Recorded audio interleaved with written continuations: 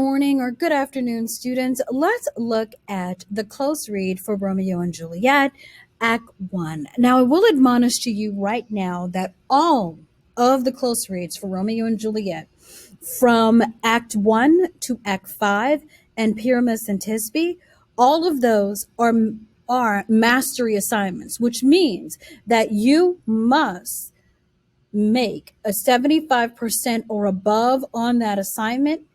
And if you do not, you cannot proceed to the next assignment until you have earned a 75% or above on the close read assignment. Okay, so let's clarify that. Number two, you must put your answers in another document, because I will not listen to the excuse that, oh, well, I closed my laptop and I lost all my answers and I have to start over. Can't you just take it on this document? No, I will only accept answers on this Google form. So if you know that you're going to run out of time and you may have to finish this at home, or you may have to finish it at the next class period, then you need to save your answer somewhere else, because I don't listen to excuses. I don't want to hear them. Okay, so what we're going to do now is we're going to look at question number 1. Okay, question number 1. Analyze poetic structure. Reread the prologue, which is a Shakespearean sonnet, and pay attention to the end rhymes. End rhyme is defined as when a poem has lines ending with words that sound the same. Why did Shakespeare use these specific words? Okay, so we're going to look at the prologue for Romeo and Juliet, and I will tell you this. A Shakespearean sonnet is usually about love, okay? And it has a specific pattern. It is A, B, A, B, C, D, C, D, E, F, E, F, G, G. Okay, so let's look at the words that are used here. We have the word dignity here, and that means high social rank. And then we have mutiny, which means open rebellion against lawful authority.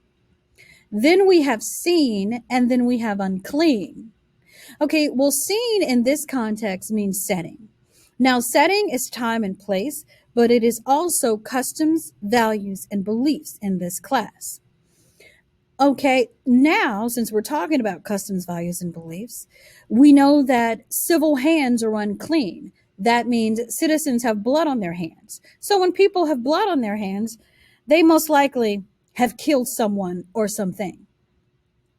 Then we have foes and overthrows. Now, foes means enemy. Overthrows means sorrowful destruction. Life and then strife. Okay, we know that these two lovers take their lives, they commit suicide. And then we have strife, their parents in their strifes or in their feud. Well, why do they end their feud? We're going to find out now.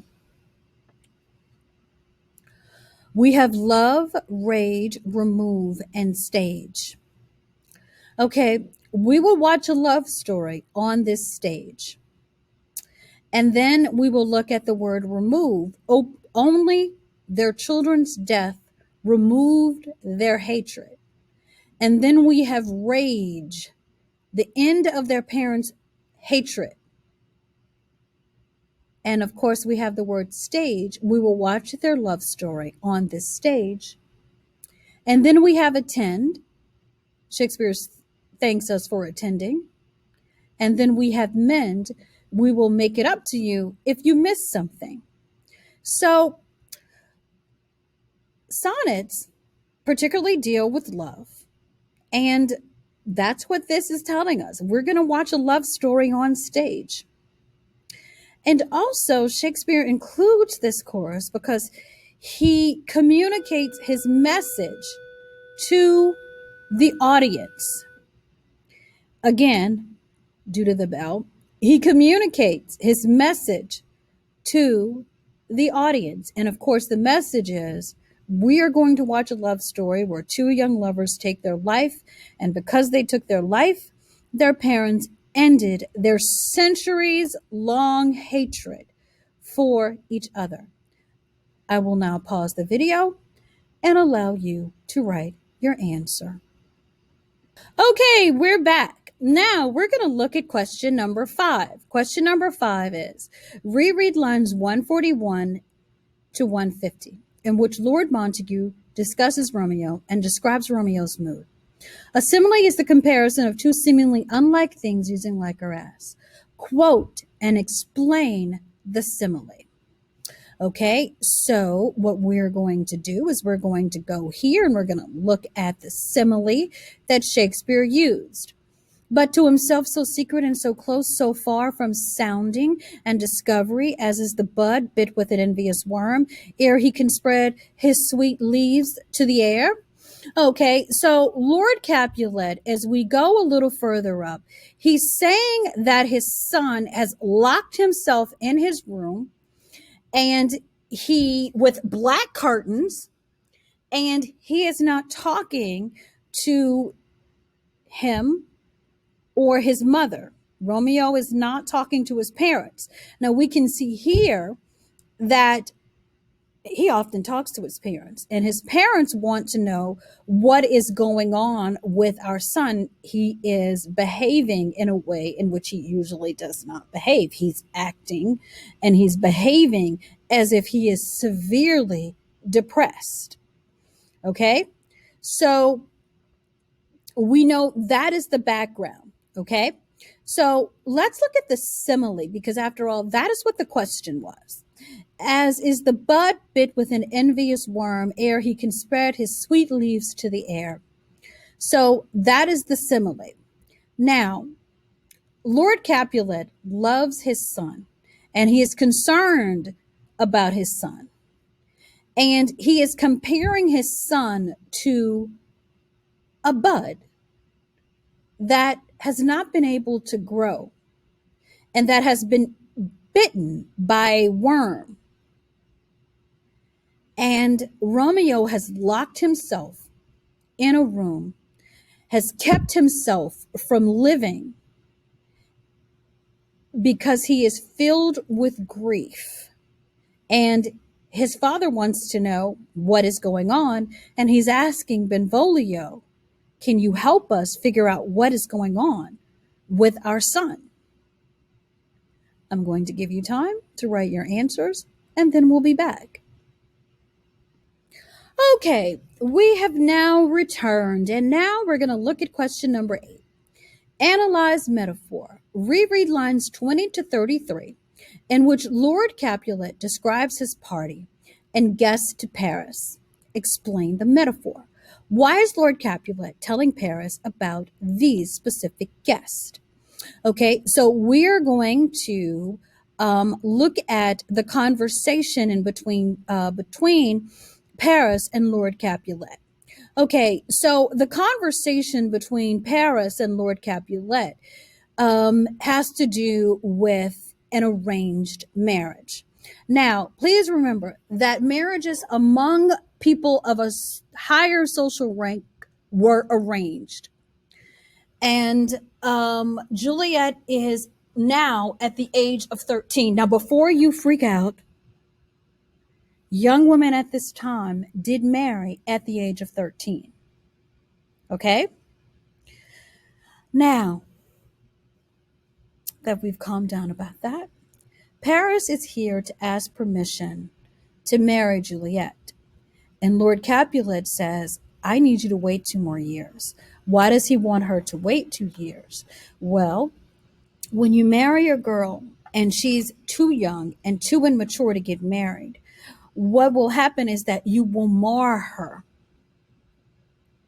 And he also wants Paris to win her heart. Okay, so that is the background information that we have. Now, he mentions his old accustomed feast. And of course, he's having a feast at his house, like some rich people do. And he's saying here that at my poor house, look to behold this night, ere earth treading stars that make dark heaven light. Such comfort as do lusty men feel when well-apparelled April on the heel of limping winter's tread, even such delight among fresh fennel buds shall you this night inherit at my house.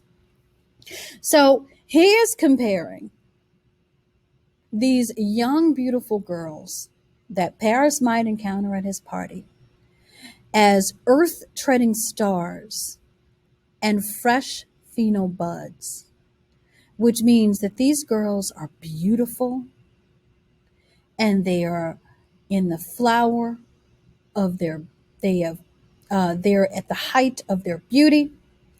And he's saying that he may find a young woman who is as beautiful as Juliet, and he may like her more than Juliet. Or he can go meet some more young women, and he may discover that he really wants to marry Juliet. So go look at other girls and see. Go out there and see who else you want to marry. That is the advice that he gives, and that is the metaphor. I'm going to go ahead, let you write down your answers, and then we'll be back. Okay, so now that we're back, we're going to look at the last question in this close read, which is number 12. So let's read number 12. Analyze the text. What information about the two feuding households is presented in the prologue? Connect. How does Juliet come in Act 1, Scene 5, lines 138 to 141? Echo the prologue. Okay, so we're going to go to that section of the play. As you can see, I did not highlight it, but, we don't care. So let's look at what Juliet says there. My only love sprung from my only hate, too early seen unknown and known too late. Prodigious birth of love is to me that I must love a loathed enemy. Now, prodigious in this context means monstrous, foretelling fortune. Now, if we go back to the prologue mentions an ancient grudge, break to new mutiny. Okay, so she mentions that these two families have an ancient grudge, and she has just fallen in love with her ancient enemy. Oh, poor thing. And she says her only love sprung from her only hate. And darn it, I've fallen in love with this guy. And now it's too late. I can't take it back. I've fallen in love with an enemy. Okay. All right, guys, I'm going to go ahead and let you guys write down your answer, and then I'll be back. Okay, students, we are now finished with our video for close read of Romeo and Juliet. If you have any questions or concerns, please email me at tcollins@ebrschools.org. Send me a remind message or a Go Guardian message, or speak aloud in class. Please, please, please ask me questions. Have a wonderful day. Bye-bye.